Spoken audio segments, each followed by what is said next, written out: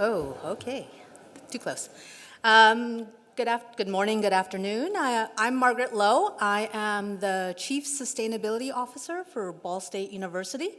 I'm the inaugural role here, so I've only been here about 2 years, but when I got the job, James contacted me and said, "That is my undergrad. I'm an alumni." And I was just like, "Great, why don't you come and speak for us when it makes sense?" So I am so pleased to introduce James Rooney. For more than 20 years, James has developed, launched, and led social impact and sustainability strategies and initiatives for domestic and international companies. He currently serves as the first head of environment, social, and governance strategy for Olo, a software-as-a-service platform for the restaurant industry. Prior to that, James was the first corporate social responsibility leader for Dick's Sporting Goods, as well as the first executive director for the Dick's Sporting Goods Foundation, and spent nearly a decade with Microsoft Philanthropies, where he led a variety of global technology, humanitarian response, and community programs. He is also involved in multiple nonprofit organizations, including the Appalachian Trail Conservancy's Campaign Advisory Committee, and has served as an advisor to or been a board member of numerous other organizations, including Tree Pittsburgh, the Prison Scholar Fund, City Fruit, and the Rainier Valley Food Bank. He is also the co-founder of City Fruit, which harvests fruit from publicly owned trees in Seattle for local food banks. James graduated from Ball State University with a Bachelors of Arts in English and a minor in journalism, and earned his master's in public administration from the University of Washington's Evans School of Public Policy and Governance. He also holds a Sustainable Business Certificate from Presidio Graduate School and an Impact Reporting and Measurement for the SDGs Certificate from Duke University. I'm so glad to welcome him. This was also funded by the Bracken Environmental Fund, and so I will let Dr. Dixon take it away.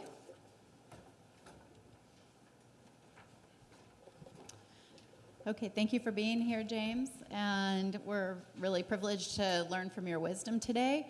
We've got a mix of students, entrepreneurship students, from an entrepreneurship class, and leadership students from a leadership class. So the Fireside chat today will be focused mostly on leadership and entrepreneurship. To get started, just to tell the students a little bit more about your journey. Your career, as was just explained in your bio, it really comes across so many big names, some of the biggest names in tech, Microsoft, retail, Dick's Sporting Goods, and now the restaurant industry. You've also co-founded nonprofits and served on boards, but you have kind of a common theme. All of these have focused on social responsibility or sustainability. Can you take us back to the beginning and share what experiences, values, moments first sparked your interest in using business as a force for good, and how that's shaped the path you've carved out for yourself as a leader inside major organizations? Yeah, sure. Thanks. And thanks for having me, everybody. Hopefully we'll have a nice conversation here. It's been a while since I've been at Ball State, so it's all very changed since I was here. Very exciting to see all of that, but I'm lost like half the time so far. So let's see. So it started out, when I first came to Ball State, I really didn't know where I was going to go or what I wanted to do. I know I wanted to do something good in the world. I was like, I want to do something helpful or useful. Like, I just didn't want to sit at a desk all day and produce another widget or something like that. Like, that was not in my plan at all. And the closest thing that I could think of to that, given my life experience at the time, was to become a teacher. So that's really what I was going to start out to do, is become an English teacher. I thought, this is going to be the great thing. I'll be giving back, helping kids. Like, totally fits my mission. It's a career. Then I started doing my student teaching, and I was like, oh my God, this is horrible. I hate this so much. It was just not for me. Like, any teacher, like, God bless them, because it is a tough job. And I realized very quickly that that wasn't for me. So then I have what I call kind of my floundering years, where I kind of spun off and did a bunch of different stuff. I went overseas, taught English for a little bit. I worked at a bookstore in Chicago, really trying to figure out, like, okay, if I don't want to be a teacher, what do I do next? So at the time, I was kind of getting tired of Chicago. but still want to do something good, so decided to move to Seattle because I was like, well, if I'm unemployed, I might as well be unemployed surrounded by mountains and water versus by my family in Chicago. So my girlfriend and I, now my wife at the time, moved out to Seattle, and I had no job, I had no prospects, I didn't know what to do. I had a friend who had a job at Microsoft, and they were hiring a contractor position for a website editor. And I taught myself technology and all of that, so I was like, or website development skills, and so I was like, okay, well, I can do this. It'll be good. I'll get some money, and then I'll go find out what I want to do. Like 10 years later, I'm still at Microsoft working in website and product-related stuff, and I was like, this is really not for me. Like, I'm not real happy in this. I've totally lost track of where I wanted to go. But Microsoft has this program. At the time, they called it the Loaned Executive Program. So Microsoft has a giving campaign, and every year in October, the entire company kind of looks to giving. Employees volunteer. The company creates these big campaigns and events for volunteer events and donation challenges. We raise $80 million a year from employees in the company. Like, it's a crazy amount of money. And what they do is they select 5 employees from across the company to leave their day jobs and go and run this campaign for 3 months inside the company. And at the time, I was like, well, this sounds fun. Like, my current job I'm not really happy in. That sounds like a fun thing to do. So I talked to my vice president at the time, and she was very supportive. And she was like, yeah, go for it, apply. So I applied, got it. So I was like, great, this is cool. And I saw that there was a whole team in Microsoft that did this. And I was like, wait, what? I was like, there's a team at Microsoft that this is their full-time job. Like, they give money away, they work with nonprofits, they do disaster response. So I was like, that's when the light bulb went off, and I was like, oh, I can use companies like Microsoft to actually do social good stuff. I can use their resources, their people, and I can point them in things in social good directions. So that's really what the spark was when that hit, and I was like, oh, so I went back to school, I went volunteer with nonprofits, I started developing all these skills I needed to get a job on that team at Microsoft, and then I was there for 10 years doing all that stuff. So that's really how that started. I kind of wanted to do something good, and then I lost my way a little bit because I didn't really know what else to do. And then once I found my kind of plan B, everything kind of took off. That's great. And once it took off, of course, we still know that life is not a linear upward direction where everything goes as planned. Can you talk about one of the more significant challenges that you faced on your leadership journey, and how did you approach that? Yeah, it's a good question. There's been a few. I'll say that the one that jumps to mind is the one that I'm kind of in right now at the moment. So given the political environment right now, ESG and my job at the company is changing likely. So there's a lot of conversations I've been having with our board of directors and our executive team about what the executive orders, what the new guidelines, what this new administration means for our company's work related to diversity, environment, social good, all of that stuff. So this is the biggest challenge I've had to face so far in my career, and I'm navigating it like real time. Like yesterday I was on phone calls about all of this with our chief legal officer, our chief people officer, chief operating officer. Like, we are trying to figure out what to do as a company in real time and how to respond to this. And it's probably the biggest challenge I've had in my career so far. There's been other challenges, but they're more minor, right? Like moving from Microsoft, which is a global empire, essentially, to Dick's Sporting Goods, which is a family-run, US-based retail company. Like, that's a huge culture shock that I was not prepared for, too, right? Like, I was like, oh, it's all the same kind of work. I've done this work for Microsoft for 10 years. Like, I can do it at Dick's Sporting Goods. It was a huge culture shift from Microsoft to Dick's Sporting Goods. Not better or worse, it's just they ran in different ways. And so trying to overcome those cultural differences is probably the other big challenge I had in my career once leaving Microsoft, is trying to figure out how the rest of the world worked outside of Microsoft.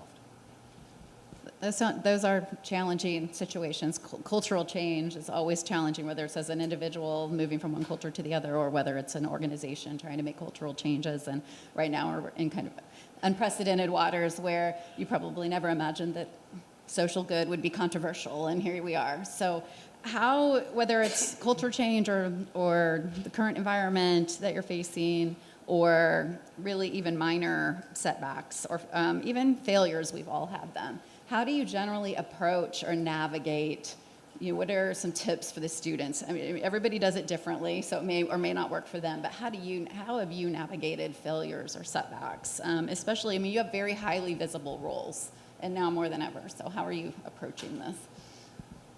Yeah, I don't always handle it well, so I will definitely say that right at the start. I could definitely handle setbacks and failures better, just like everybody does, but I try to learn from every time I do it. I find that perspective helps a lot. Like, I'm not saving lives here. Like, nobody's heart is in my hand. I'm not pumping it to keep them alive. I don't hold the keys to the nuclear bombs. Like, perspective matters a lot. Like, if I miss a deadline or screw up this report or whatever, it's like, nobody's gonna die. Somebody might be unhappy, it may be a little embarrassing or whatever, but at the end of the day, nobody's dying because of my job or if I screw up. So keeping that perspective actually really helps me a lot. It allows me to cut myself a little bit of slack where I don't have to hold myself to these crazy pressure of like, oh, this is a life or death decision, when in most instances it's not at all. It's not a life or death decision. So that's part of how I handle it. I also really focus on change management. I studied it in school, part of my graduate courses, and change management is hard for everybody. And when you run into failures, and you have to change approaches or change tacks or whatever, having that background in change management and really thinking about it and how to handle it and work with others that are going through a chaotic moment has helped a whole lot, honestly. So if you have any opportunity to take change management courses, I highly recommend it. No matter what field you go into, it will be helpful because there's always change. And if you can figure out how to manage it better than other people, you will become more successful in your job. Great advice. And there are some leadership and management majors in the crowd, quite a few, and they will have to take change management as their senior capstone. So thank you for that little plug. So now you'll pay more attention even. Learn some good stuff.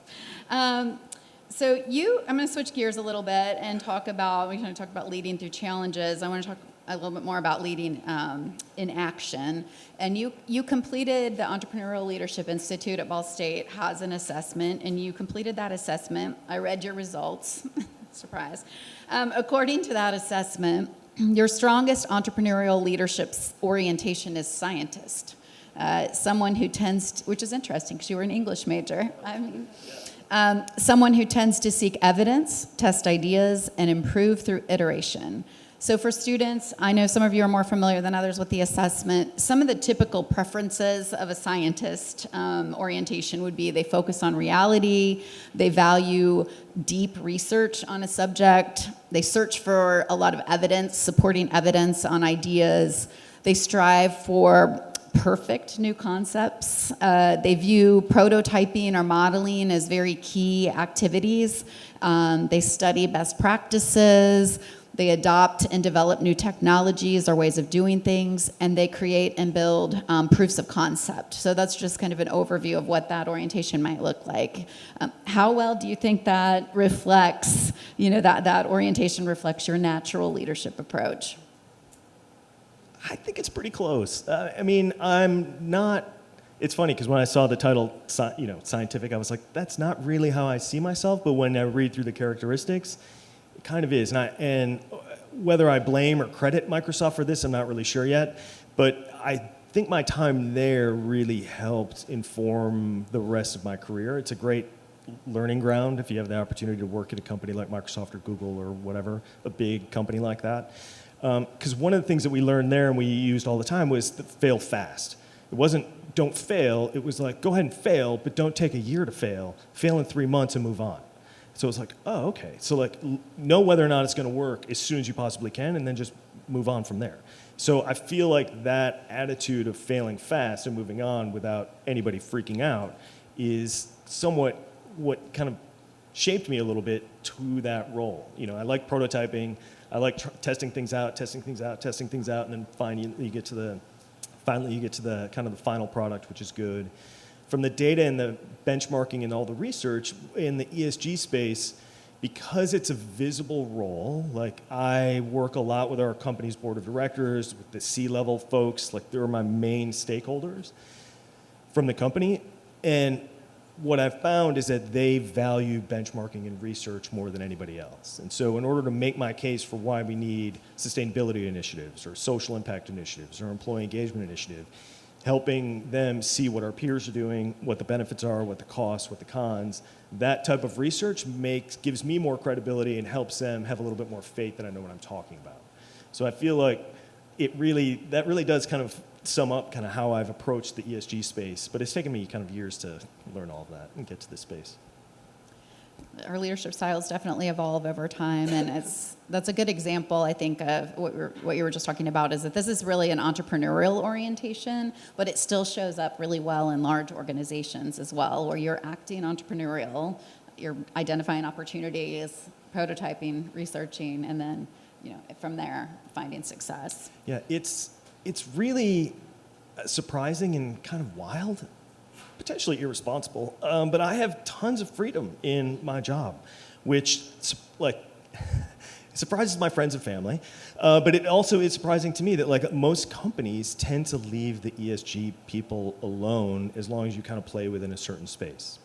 So I have my space defined, and kind of where I've been at Microsoft and at Dick's Sporting Goods and here, I've really been able to kind of play inside that space without much kind of interference. So it's kind of a good thing and a bad thing, where it gives you a lot of opportunity to try things out, be entrepreneurial, be a little bit more experimental, but it also, keeping people apprised is also important to that piece as well, because they're not naturally kind of checking in. So it's just it is a very entrepreneurial kind of role inside a company. You're pretty much left to your own devices in it.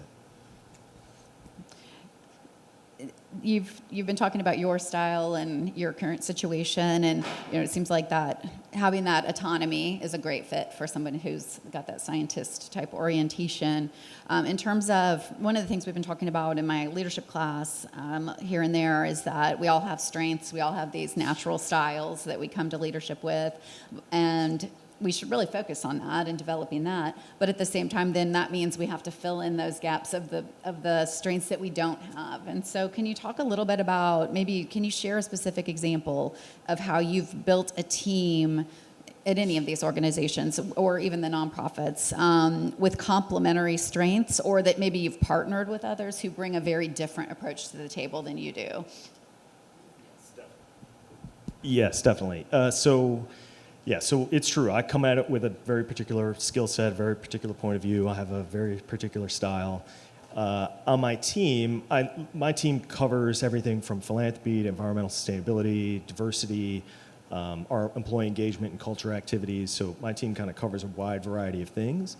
And I dabble across all of them, but the people that I hire need to be the experts in all of them. And so, for example, the person who leads all of our culture and engagement work, he puts on events, he's kind of a cheerleader, even virtually, that would make me crazy. I could not do that as a job. The fact that it sits on my team is a little surprising to me, but it does. But the nice thing is, because I don't want to do any of that, and I can't do any of that, I've hired this guy who does all of that. That's his strength, that's his secret power, and I know that I can't do that job. I would burn out really quickly, so I make sure to hire people like him to do that job. Same on our environmental side. I, again, have a broad focus on the environmental sustainability, but when it comes to carbon accounting, things like this, that is not my strong suit. I'm not going to do all the carbon accounting for my company. But I've hired people that have that skill set that can complement my broad knowledge on the strategy of it with the deep technical knowledge that they have. So it is important to kind of understand to have this awareness where you fall short. Not that that's a criticism, but everybody can't be great at everything. But in order to build a team around yourself, they can make that happen. This makes me realize your response that maybe I want to back up just a second, way back, because I'm not sure if the students know what OLO does. And I probably should have asked that question, so that's my fault. When we were talking about your journey, it was really interesting to hear about Microsoft and then leading into Dick's. What in the world do you do now? Yeah, good question. So how many people have heard of OLO? Raise your hand. Get out of here. Oh, my goodness. Get out of here. How exciting is that? That is very cool. Yeah, usually nobody knows who OLO is. I didn't before I started working there. We're a technology company for restaurants. So unless you're in the restaurant industry, really haven't heard of us. So It's been around for like 15 years, although it just went public in 2021, I believe. So the pandemic was really good for Olo. So what happened was is that we have a platform that restaurants can use, that they can have essentially an e-commerce website using our platform that's theirs. It handles a mobile integration, handles all the web ordering, handles integration with all the delivery systems, the takeout systems, things like that. So whether you're using DoorDash, Uber, or whatever, one restaurant, one system can talk to all of them and get them delivered all in the right place. So that's what Olo essentially does in different components.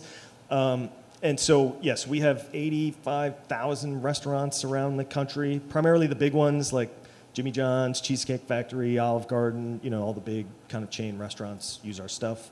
But we've gotten also into like payment systems too. So now if you sign up for a membership and you pay at Olive Garden, for example, you can use the same credit card to pay at Jimmy John's, for example, without having to actually use your credit card. It'll just know you're one of the Olo members, basically. So it's continually branching out into different technology for Olo, for restaurants. And so I run their environment, social, and governance work. So all their philanthropic work, which focuses on restaurant workers, food insecurity, food access, food waste, all of our environmental programs, our community engagement stuff, our culture and engagement stuff, so our employee volunteering and our surveys for employees and things like that. Okay, great. So now that should be a lot clearer. I apologize, I didn't ask that in the beginning. So we've mentioned culture in a variety of contexts, the challenge of shifting cultures from Microsoft to Diggs, that you have someone on your team who sounds like kind of, I call it like the cheerleader culture builder that does the events and those things. But as a leader, we know that's where the culture really starts, whether it's for the team or the unit or the organization. And you have very visible roles in these organizations that you've worked for and now. Can you talk about some of the specific strategies that you use? Because you've admitted that cheerleader side is you're not going to be the party planner, right? How do you build a positive culture where people are engaged? What are some strategies you've used to foster that inclusive work culture and empower the people around you? Yeah, this is a hard one. There's no easy answer to this. I wish I had the silver bullet that I could share with all of you to make culture and engagement happen wonderfully inside your companies. I don't have that, right? We're still trying everything we can to make it work right.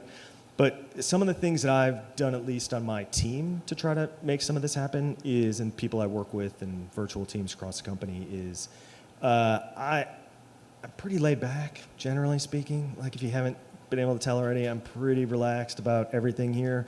So I try to help make sure that people I work with kind of understand that and realize that they can come to me if they have issues and problems. Like I'm not going to freak out if something they were trying to do broke. Like I try to make that clear right from the start that like I expect them to come to me and be honest about things, and I will not freak out, and I'll treat them as adults. They treat me as adults. So I think developing this culture of like honesty and transparency inside the team where we can trust each other, I think helps a whole lot more than a happy hour event or volunteering event and that kind of stuff. So I try to do it that way, and I work the same way, right? Like, so I will give them feedback, but then I expect them to give me feedback on things, and I take it with what they intended. I try not to take offense at anything they tell me. It's not easy to build a team and have them trust each other, but giving them the autonomy and the direction, but then knowing when to step in to help is also important. Everybody on your team is going to be at a different skill level. So trying to bring them together, I try to have one team meeting a month. We're virtual, so it's hard to do it together. So I try to have one team meeting a month where I bring all of us together and we spend part of that time just socializing, talking about things, not work-related things. So trying to build some of those pieces in. I make sure that I have weekly touch bases with all of my team. If they want it, they're free to cancel it without hurting my feelings. They know this. Like if they don't want to talk to me or they're busy this week, it's like, cool, we're good. Like cancel it, do what you need to do. I try to create this environment where it's not that big a deal if things go wrong, and that if things go right, we're going to celebrate together. So I find that helps create a culture of trust and engagement more than creating any of the fun events. I mean, the fun events are nice. I mean, who doesn't like a little happy hour or a volunteer event or, cake after a meeting or something like that? But that's really just kind of the extra pieces. You can't rely on that to build the culture inside the company. I love that answer. I think that's an area that a lot of companies get wrong sometimes. And when we think about culture and empowerment, it's easy to go to the happy hours and you're going to have, your work BFF that we're going to pair you with and all of these things. But the hard work is that trust building. The hard work is creating a culture where people can be honest, can feel comfortable if they've made a mistake.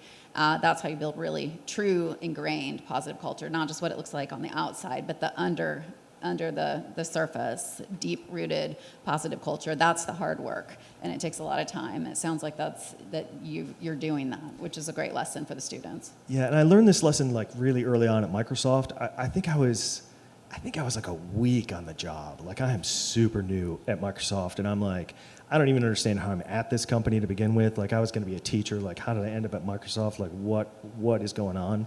I was really afraid that somebody was going to figure out I was there and actually be like, what are you doing here? You have to leave. Like you have no right to be at Microsoft. So I was there, and it was like my first week, like the Friday after, and I had to check out a bunch of these files from the website to make some changes, and then check them back into the system or whatever. That was my job. And I forgot to check them back in before I left for the weekend. And it blocked this whole update that the company was going to make to the website and all this stuff. People were trying to get a hold of me. I didn't know I was out for the weekend. I was like, this isn't my job. Monday morning I come in and I'm like, oh my God, I'm going to get fired. Like everybody was freaking out. But like once they freaked out and fixed it, it was like, okay, don't do it again. I was like, oh, okay. I was like, that's it? They're like, yeah, just don't do that again. You're new. Like you're going to mess up. I was like, oh, cool. And that's when I first I felt like that attitude. I was like, oh, I got to remember this. Like, this is the best way to treat people. So, like, I was sweating, like, coming into work when all that was happening. But knowing that, like, it was okay if I mess up. I didn't know what I was doing. I was new. Like, no big deal. Like, I've tried to carry that through to my team and every other place that I've been. Great advice. I'm going to switch gears now. We talked a lot about your leadership in action, and I'm going to talk more about support systems and networking. How important has mentorship or your professional network been for your career or your leadership journey? Yeah, it's been super important. I wouldn't be where I am without it, honestly. So when I was at Microsoft, kind of during my lost years, not sure what I wanted to do exactly, one thing I knew that I wanted to do at Microsoft was take advantage of everything that Microsoft had to offer. And I found people inside the company that really helped me figure out how to navigate Microsoft. Like, I'll never forget this, my first manager too, she almost right away talked to me about work-life balance. She was like, hey, nobody's gonna own this for you. You have to own your work-life balance. No, they will work you all day long, every day, if you let them. But like, you own your work-life balance. Like, nobody will do it without you. And I was like, oh. So I've tried to carry that through my entire career. Like, that was a really good lesson that I learned. And even later on in Microsoft, when I wanted to change careers when I found the loan executive program on Microsoft Philanthropies, I was like, well, how do I make this shift? So the VP that I had at the time, I'd had her for a few years. She was a bit of a mentor to me, really kind of helping me in my career. And I told her, I was like, look, like, I really like you and this team, but like, this is not what I want to do long term. Like, I want to be on this part of the company, not this part. And she's like, okay. She's like, how do we make this happen? Like, no resistance, no, oh no, what do I do now? Like, I want you on my team. It was, okay, how do I help you achieve your goals in this company and in what you want to do for your career? And like, that allowed me to go back to school. She gave me the time off I needed to like do some volunteer stuff, to build up my skills, make introductions to the Microsoft Philanthropies team so I could start that career path. It took 2 years to get there after schooling and volunteering and whatever, but she like helped me along the whole path. And without her support as a mentor and kind of helping show me the path and open some doors for me, like, I wouldn't have been able to have this kind of side of my career. Great. Ladies, did you have a question? We can hear you, so I didn't know if you were trying to... Yellow sweatshirt, hoodie? No? Okay, just making sure. So you're back to Ball State after being gone quite a while, and we were talking. The styles are all, we're a similar age, so the styles have come back, the Birkenstocks and the flannels and all of these things. When you were a student, was there anyone who had a meaningful influence on your journey? And it could be his roommate is here, by the way, from Ball State, which is quite exciting too, and some of his friends. So. That's a good question. Yes, hey Brian, that's my old roommate from college. One of my roommates, yes. There were a lot of different people, I would say. Yeah, my friends really had a big impact on my life. Like I had one particular life coming in here, right? Like I had a life view, right? I grew up outside of Chicago, like that was the area where I came from. Coming into the middle of Indiana, like half the people I was friends with grew up on farms and like were hunters and stuff. I was like, who are these people? Like I had no exposure to any of this. And so they really helped kind of expand my point of view like here. And I thank all of my friends here for helping me with that for sure. And then I don't remember, and it's kicking me. I've been trying to think of this professor's name. She was in the teacher's college as part of my English education piece. And she was the most supportive person that I had when I was here in terms of the teaching side of things. Like when I was not quite sure what I wanted to do and like I was struggling with it a little bit, she was very, very nice to me. Like I just remember kind of a very kind ear and kind of giving me some advice and like, it's okay if you decide you don't want to be a teacher after all this time. Like I was freaking out and she really helped kind of talk me off the ledge a little bit and kind of calm me down and understand like, oh, I'm going to have options. Like I can figure some things out. And for the life of me, I can't remember what her name is, but it's like I remember her very vividly and kind of helping me in that moment at Ball State. It was great. Thank you. I'm going to skip around from our normal order. I'm still going to do the same questions, but because you mentioned with your mentorship that that one of the first lessons she really tried to instill in you was you own your work-life balance. So I want to ask a question about work-life integration, as we call it now, right? There's never the balance. So for work-life integration, you've held high-impact roles across industries, geographies. Now you've got a virtual team. What are some specific ways? Everyone has to figure it out for themselves and manage it for themselves. So what works for one person doesn't work for the other. So we've been asking our special guests this semester just to, it's good to get a lot of ideas and brainstorm. What do you do specifically? Like how do you manage? What are your strategies for managing your well-being, your sense of balance? This is a hard one. I often don't do this well either, but I try. So one thing that I do every single year is I use every single vacation day my company gives me. I use every single one. Like I will maximize my vacation days. Like that is a non-negotiable for me. Like you've given me these days as a benefit, I'm taking them. And when I'm off, I'm off. Like my boss has my cell number, but nobody else does. So like the building better be on fire for you to call me when I'm on vacation because I'm not answering. Like I said, like there is no ESG world emergency that I need to be called for from vacation. I can't think of a donation emergency that I need to be taken from vacation for. There is none.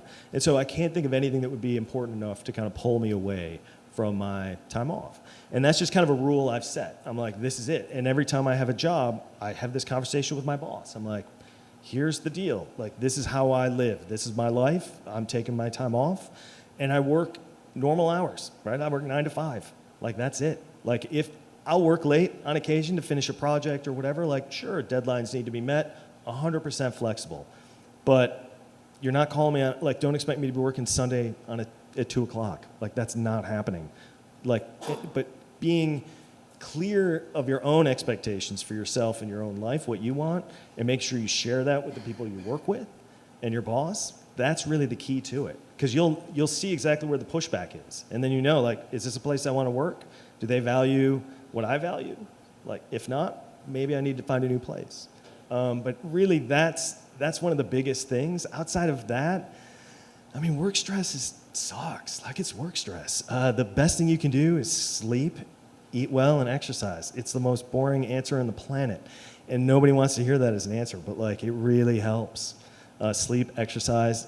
I try to get outside. I mean, I have a dog, so I walk her a couple times a day. I love those, like, 15, 30-minute walks. I put them on my calendar. I'm like, this is my time. I'm taking 30 minutes at 11 o'clock to walk my dog. And it holds every day. Like, this is the way it is.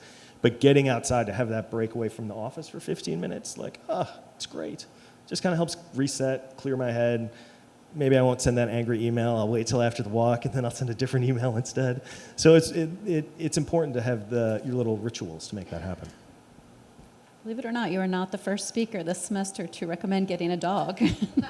We've had other ones say that is their saving grace, that they have that dog that it forces them out every day, even for just a quick walk or, out in the backyard, whatever the case may be. Do you feel like I think this is something where students, this can struggle as they're getting ready to start their careers. Do you feel like you've always been able to say, if you want to hire me, here are my boundaries? I mean, this is changing because I'm seeing it with students being able to say that. But how do they navigate that conversation upon hire when they're not, right? You're a high value. They want to hire you already. They've got to make the case, right? And maybe do a little grind at first. But how do they also make sure that they avoid that burnout? That's a great question. I'm going off script. I feel bad. I'm just totally blindsiding him. All good. You have to be flexible, right? Like different times in your life, you have to make different choices, right? Like when I graduated from college, for example, like I didn't know what I wanted to do. I lived at home in my old room, and I worked at a bookstore part-time. Like, it's not what I wanted to do, but like I kind of had to do it to make some money, to like get out of the house and figure out what I wanted to do.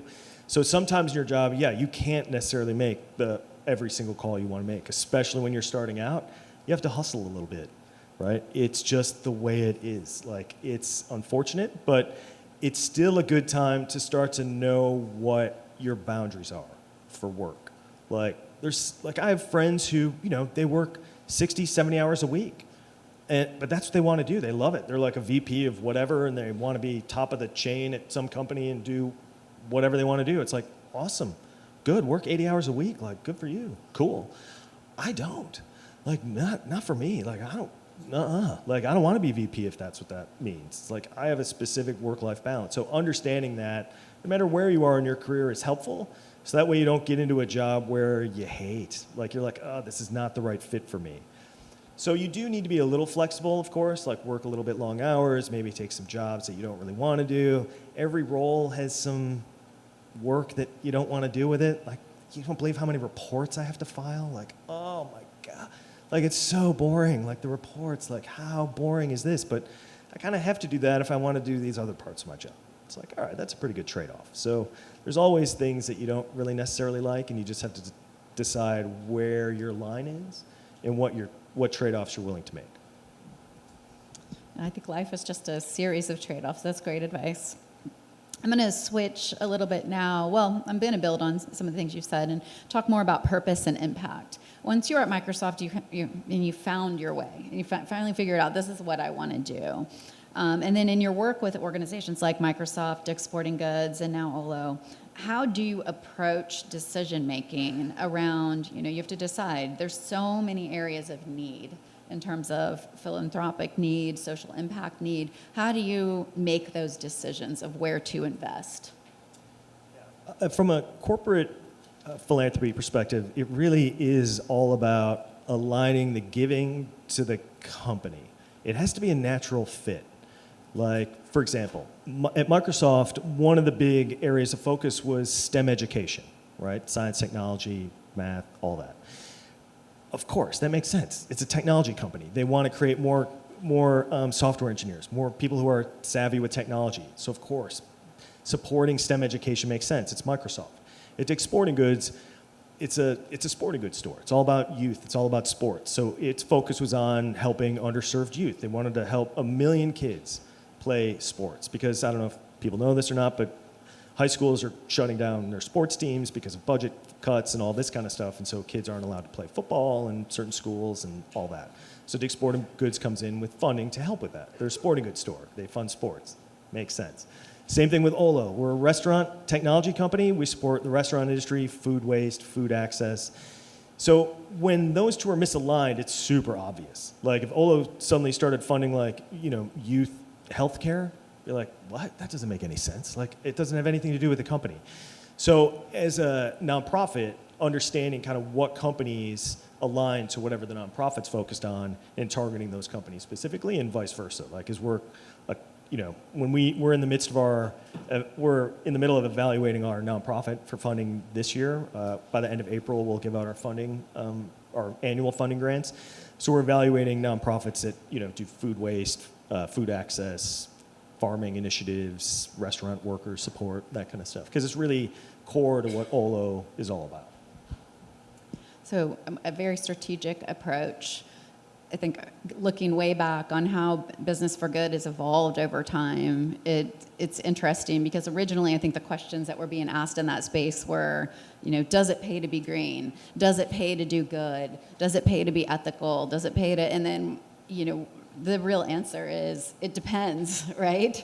And so just like any other corporate strategy, if it's not your bread and butter, if it's not your core competencies, if it's not what you know and do, it's probably not going to pay, not just for you as a company and your reputation, all benefits and those things, but also it's probably not going to pay for the cause that you're trying to affect. But if you can use your true business, core competencies and what you do best in your strategies to make an impact, your business has done a lot of damage in the world, so we can also do a lot to fix it. If we went one way, we can go the other way because we have that skill set to approach it that way. So I think this is how we should be thinking about it, and those companies and organizations that are making the most impact in these spaces are looking at it more as strategic, just like they would enter any other business or product line or whatever. This is what we can do to make an impact. It definitely has to be anything in this space, really. Like, especially now, it's really easy to cut, right? Given the political climate and everything, it's very easy for a company to just say, we're not going to do this work. So in order for it to be relevant to the company, it has to be relevant to the company. It has to be aligned. It has to show value inside the company. Like if the company cares about restaurants and making sure that restaurants survive, we also need to take care of restaurant workers, right? Like most restaurant workers are super fragile economically. Like they are like one incident, one blown tire, one car that gets totaled, and they are an economic ruin. And so being able to step in and help, it helps the restaurant stay in business and then helps OLO stay in business. So there's like this cycle that as we think about our donations, how do we actually feed back into our business cycle as we think about this? Thank you. So after saying all that about business, now I'm going to get real personal. So how do your personal values guide your leadership and decision making, and how do you keep your work aligned with your own sense of purpose on a personal level? Yeah, this is hard. Yes. So, yeah, that's a hard one. No, it's good. It's very important to me to feel like what I'm doing has some kind of benefit, right? Like that's always been important to me, whether that was when I started pursuing teaching, to moving over into this space and the philanthropy space. Like I've never wanted to just, create a widget or market something or whatever. Like I never have like that. I've always wanted to be able to give back something. And so that's really driven my decisions. And I was lost for a few years at Microsoft while I was trying to figure out what I wanted to do. But once I found it, like there's nothing else I would do right now. Like if I had to leave OLO tomorrow, like I wouldn't switch careers. Like I would just keep doing this for sure. But it does, like I have left places because it didn't align with my values. Like, so you kind of have to know, like I left Dick's Sporting Goods because we were having a bit of a disagreement, myself and the board of directors and the board of the foundation. Like I wanted to go one way, they wanted to go a way that I thought was counter to what I felt like our purpose was, so I left. But you have to be willing to do that, right? Like I knew where my line was. I was like, I'm not going to work in something that I don't believe in and that I can't feel proud of, so I'm going to leave. And it's not an easy decision, and I don't necessarily recommend it to everybody, especially in this job climate. It's hard to get a job. But I've let my value kind of guide my work. And that's just because I can't imagine spending so much time of my life working on something that I didn't really believe in. I spent so much time at work, I'm like, I'm not going to sit 8 hours at this desk to do something that I absolutely couldn't care less about. Like, no way am I spending my life that way. So that's really been kind of how I've tried to structure my career, is finding opportunities to to do things that I feel are important or that give back to the community. I really admire that you've been able to, I mean, your work is so personally meaningful and it has wonderful social impact. And I think that can then, going back to the work-life balance, those things are sometimes very messy because you care so, it's so personal, you care so much. But under your leadership, you've had many initiatives that have led to great impact, both in your professional career, your professional jobs, but also in your quote-unquote volunteer work on boards and in those board leadership roles. What impact, looking back over everything, from a professional standpoint, what impact are you most proud of? What change do you, if it was a while ago or whatever, what change do you still hope to? Well, let's start with that one. What one are you most? I'm gonna do this as part A, part B. My bad. What are you most proud of in terms of something you've impacted or under your leadership? That's a hard one. I will. So I don't know if this is the most proud, but this is the one that jumped to my head. So City Fruits, the nonprofit that I helped start in Seattle. So I moved to Seattle, like I said, kind of unemployed. I didn't know anything. I was just moving there with my then girlfriend, now wife. We moved into this house, and there were fruit trees in the backyard. Pear trees, apple trees, there was a plum tree, and I was like, I don't know what to do with this. What do I do with these fruit trees? Suddenly they're producing fruit. I was like, I have no idea what to do with any of this stuff. So I started looking around, and there were some organizations that, would help, but none that were really kind of focused on this. And I was like, I have so much fruit. I had like a tree's worth of plums. I was like baskets and baskets. I'm like, I like plums, but this is ridiculous. So we figured out how to donate them. So then we started talking to other people, and they, in kind of the food insecurity world, because that's kind of where I've been volunteering a lot of my time. And we realized that there were tons of, Seattle used to be a huge orchard, which we didn't know, back in the day. So there's fruit trees literally everywhere in Seattle. Public land, private land, fruit trees everywhere. So we're like, well, what if we started talking to homeowners who have fruit trees, like us, who didn't know what to do with them. And we said, hey, we'll take the fruit off your hands and we'll donate it, and we'll leave you any fruit that you want. We'll leave you a basket of plums if you want, but we'll take the rest and we'll donate it. So literally on my bike, walking, cruising around the neighborhood looking for trees and alleys, and then dropping off postcards in people's mailboxes. So we started, getting some people, and we were using our bikes and baskets to go get them. And so we started. There were 5 of us around a table who just decided to do this. And so we grew it into a nonprofit. And then it started growing, and we're like, oh, there's trees all over Seattle. So then we started working with the city, and then there's fruit trees on public lands. So then we started taking care of those trees for the city.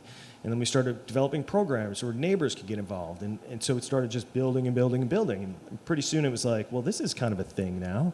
We're gathering literal tons of fruit across the city that would otherwise go wasted. And we were giving it to soup banks, food kitchens. And we were finding ways to use rotten fruit where we would sell it to cider makers who didn't care. They didn't care if it was rotten. They would make cider out of it. And we would get another funding stream that way. So we're finding these interesting ways to kind of keep the organization going. But I've been in enough nonprofits where I'd seen the organization kind of collapse under the weight of the founder because the founder refused to leave. And then when they finally did leave, the nonprofit didn't know what to do with itself. And so it collapsed. And I'd seen that happen time and time again. It's a common problem in the nonprofit world where a founding leader leaves and the nonprofit doesn't know what to do. So I was determined. I was like, this is not going to happen on my watch here. This is not going to happen. So set up bylaws, set up a whole board process, set up a whole thing where I was like, okay, after the next year, I'm rotating out. And then the next time, and then after a year, my wife, who's also helping out, she's going to rotate out. And then every board member who's sitting around this table after 5 years will be gone. And we'll have a whole new fresh in here. So we started this process, and at first it was really scary, but the organization is now going still. The board has expanded. They have a full-time executive director and 3 other staff. They have seasonal staff.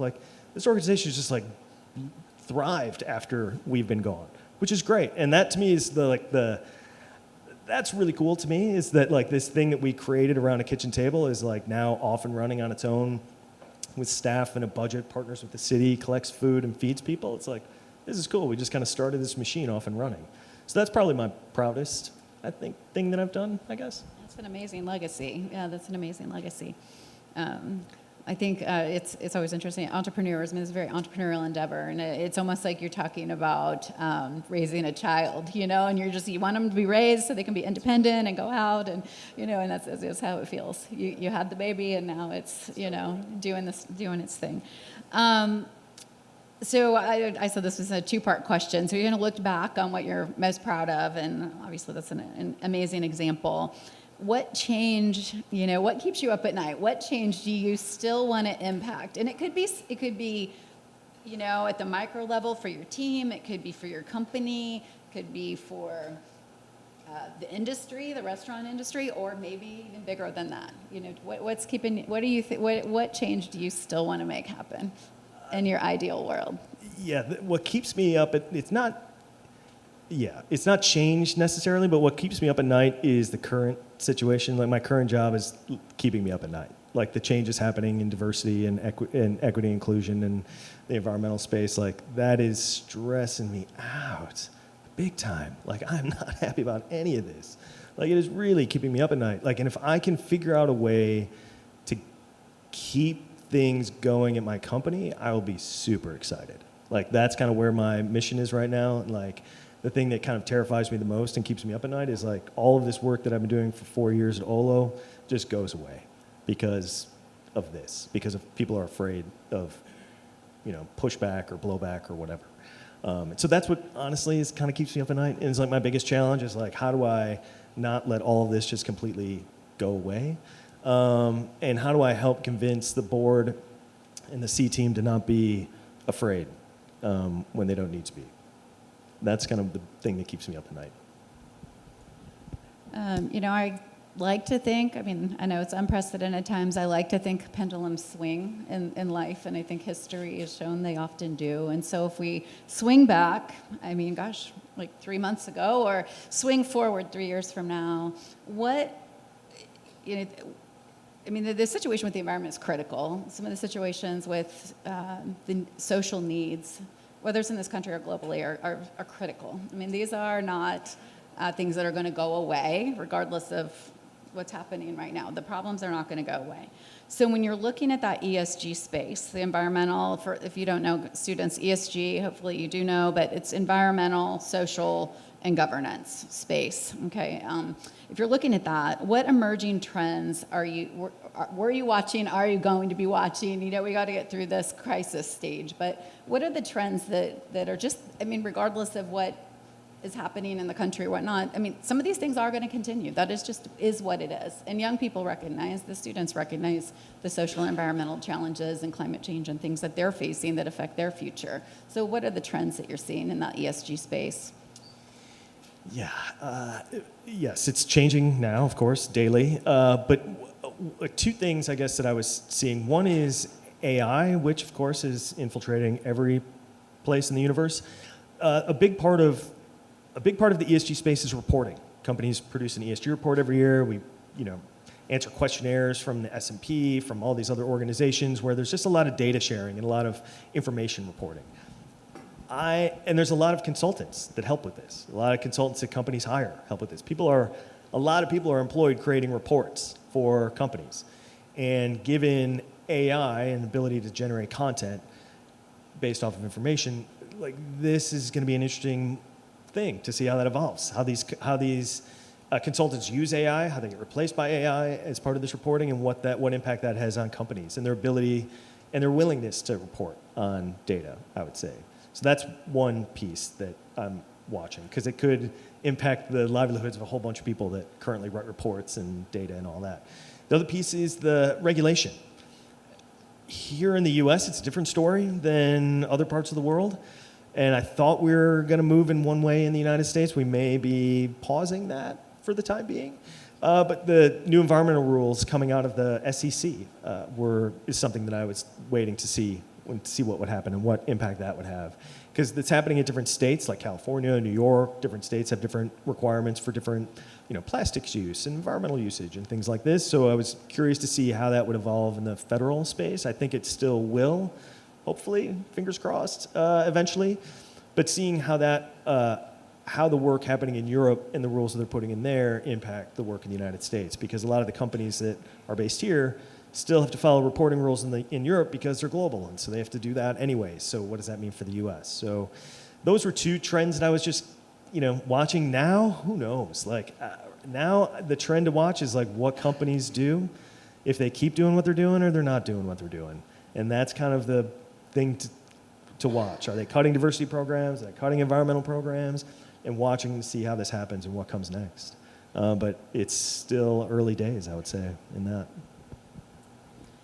So kind of building on this idea of trends, and I know it is a lot of uncertain times right now, but a number of students, I've just found over the last, especially 10 years, I used to, we both spent a lot of time in Western North Carolina, which we know has been hit by Helene and now more flooding this week and all of this. But I know my students, when I taught regular entrepreneurship classes, at least a third of the business plans at the end of the semester, if I had 100 students that semester, 30 of them were some type of more of a social enterprise. And this wasn't, this wasn't leading that direction or anything. And I see that with my students now, depending on what I'm teaching, whether it's MBA, they have that orientation, many of them. So if they're interested in entering into the field of where they would have that type of impact, so a field of sustainability, sustainable business, or a social impact field, what advice do you have for them? What trends do you see? I know we're in uncertain times, but life is long, the arc is long, right?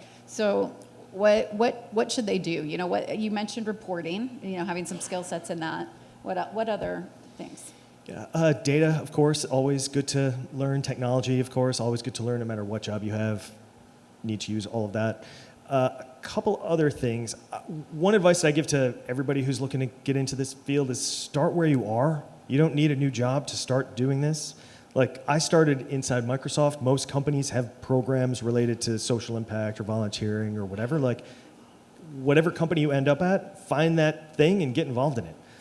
It's easier to move around inside a company than break into that company. So if you're in a company that you like and they've got programs like this, figure out how you can get involved. Volunteer part of your time, helping with an event. Volunteer part of your time doing, volunteering for a committee that helps choose the grantees. That's how you can start to build up real experience in this and show that it's not just something you want to do, it's something that you're determined to do because you're taking the steps to make it happen. Because I talk to a lot of people about this work. I spend a lot of time having coffee and virtual meetings with people who are interested in this. Not many of them actually take the steps they need to take to make it happen. They're interested in this space, but to actually take the steps to make it happen, you have to actually take the steps to make it happen. You have to get that real experience. So starting wherever you are. Something else that people overlook, the nonprofit space. Get on a board, volunteer. You can learn all kinds of great stuff as part of doing that work. And it gives you an interesting perspective. So when you get on the corporate side, you understand how nonprofits work. You understand how the boards work. You understand the complications and weird political crazy stuff that happens inside of nonprofits. And you'll be better at navigating that and understanding when, the challenges they're having and helping them address it. So getting that experience kind of on the receiving end of things before you try to do it on the kind of the giving side of things is really important. And it's a great way to build up that experience and get started. Great advice. I just have two more questions. The first one's focused on your future. So what are you most excited about? Let's just fast forward. In 5 to 10 years, what are you most excited about personally or professionally? We have jetpacks in 5 to 10 years, I think. Are those coming? So professionally, I'm excited to see what comes next. I'm with you. I believe that the pendulum swings. We're in chaos at the moment. We're kind of in this swirling chaos in the ESG space, and I'm very curious to see what comes out the other side. And I want to be a part of whatever comes out the next side. So that's kind of what I'm excited about most. It's going to be a tough 4 years, is my guess, if not longer. And I want to be there to help rebuild whatever is left and whatever we're going to focus on in the ESG space. Sometimes, even with parenting, it's, when you take something away, then they value it a lot more. So that's another way to, maybe we could think about it. So closing reflections. This time where I just open it up and then we'll go to Q&A. What time are we at? I don't have my phone up here today. 12. Oh, perfect. Okay. I love it when it works out like that. Okay, so just in terms of your closing remark here formally, and then we'll go to the Q&A. If you could offer, you've offered so many great pieces of advice. One piece of advice, encouragement, insight, next generation of leaders here today, especially for those who really want to lead with purpose. And what I know about my students is that's all of them. They do want to lead with purpose. No one says, I want to lead without any purpose. They want to lead with purpose, this generation, more than any that I've ever taught. And I'm so proud of that with them. So what piece of advice do you have for them? Advice, I would say two things. One is don't lose sight of that purpose, whatever it is. Like, it's easy to lose sight of it. It's easy to get distracted. Life will pull you in 12 different directions. You'll have a job, you'll move, married, kids, whatever the case is, it's easy to lose sight of your purpose. So you have to be very diligent and purposeful in keeping sight of it. The other is don't freak out. Like, totally don't freak out. Like, things will go wrong. Things will go good. Like, my niece and nephew are in college right now. One just graduated, and they stress so much about what they're going to study and their major and this. And I'm like, guys, relax. I'm like, it's going to be okay. Like, I started out as an English teacher and wound up like a million miles away in a different industry doing something completely different. It all worked out. It's going to be fine.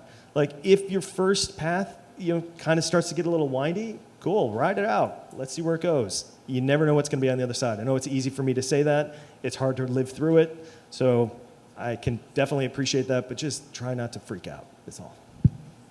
Great. I think sometimes living through it is what gets you there, though, too, in those lessons. So, okay, thank you. This was a great conversation. And now I know that this has probably prompted a lot of questions for the students and thoughts. So we're going to open it up. James will come down, as you're used to, and answer your questions for you. I'll walk around. He has a mic, I have a mic, so we can switch around. And just raise your hand if you have a question, and we'll get to you. I have about 10-15 minutes. All right, questions. Don't be shy. I warned him that this group has great questions this semester. Oh. So I know you're really heavy in the sustainability field. What are the major trends that you're seeing with the younger generation and moving towards that? In sustainability? Yes. Yeah, that's a great question. There's a lot more interest in it, for sure, which is great. We have one of our employee resource groups at OLO. We've got a bunch of them. They're essentially communities of employees that either identify as a certain demographic or believe in certain things. OLO Green is what we call it, and it is very popular these days, especially with younger folks coming in. So what we're seeing are younger employees are much more engaged in sustainability. They want to understand how they can help, what they can do to contribute. It's a little harder with a remote workforce. You can only do so much with people working from home. We can tell you to put solar panels on your house, but that's, it's up to you to pay for it. So there's only so much you can do with the remote workforce, but with our younger employees coming in, they're very focused on it. I get a lot of questions and a lot of virtual coffee meetings with them, interested in not only if we're going to counter our carbon, but what strategies we're doing to help reduce it, which is a lot harder for a technology company than it sounds. But they all want to get involved and understand how their role can play a part in it too, which is great to see. Because that's what it's really going to take. Without every employee kind of thinking about it, thinking about sustainability, thinking about social impact, it really is hard for a company to make any changes. Yeah, kind of a follow-up question with OLO. I know you were talking about earlier, kind of donating and aligning that with what you do. You mentioned food scraps and stuff. Something that I've noticed with younger generations is not knowing how to cook. Would that be something that you guys might look into in the future? Like maybe cooking classes and getting people interested in culinary arts and things like that? I like it. That's a good idea. I will take it back to the team. Think about it. It's not something we've looked into. Typically, we've just focused on our food piece, on providing food for people to eat. But culinary skills, the only culinary skills stuff we do is around the restaurant industry. We help support people learning culinary skills for the restaurant industry, but I like the idea of helping young people with cooking skills. It's cool. It's a good idea. Thanks. All right. Who else has a question?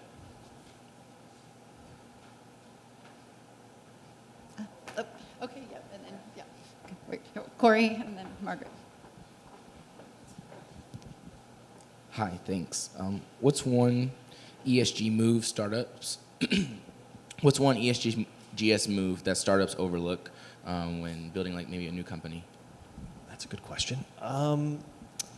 Depends on the startup, but in the technology space, a lot of them, we're primarily a SaaS provider, right? So like we have servers running in server farms all over the country that are causing all kinds of energy.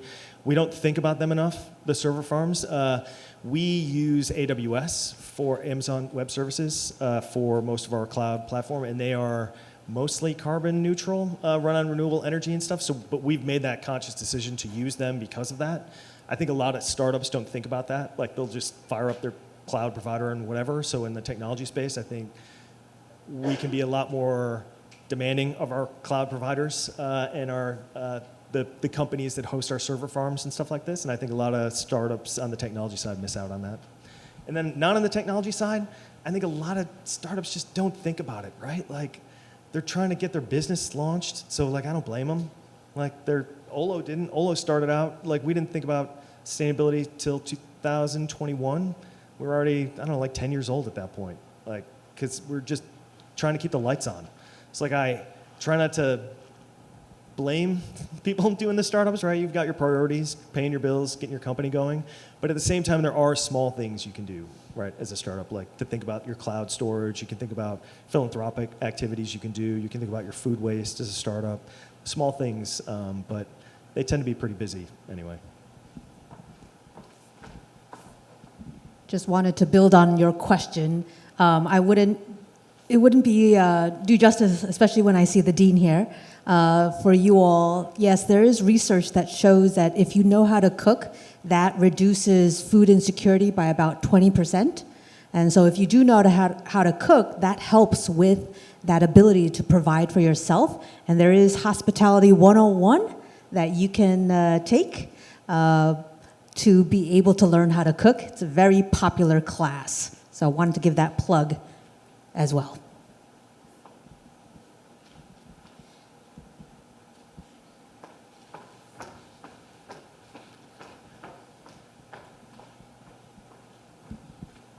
So you went from Microsoft to all the way to Olo, which is a lot less known.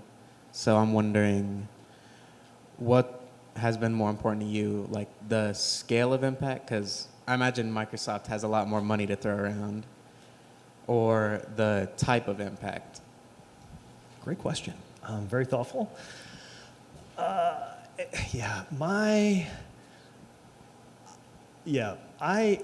I have been a bit sporadic in my career for sure. Like I tend to chase the shiny thing a lot of times. Like my interests change about every 5 years.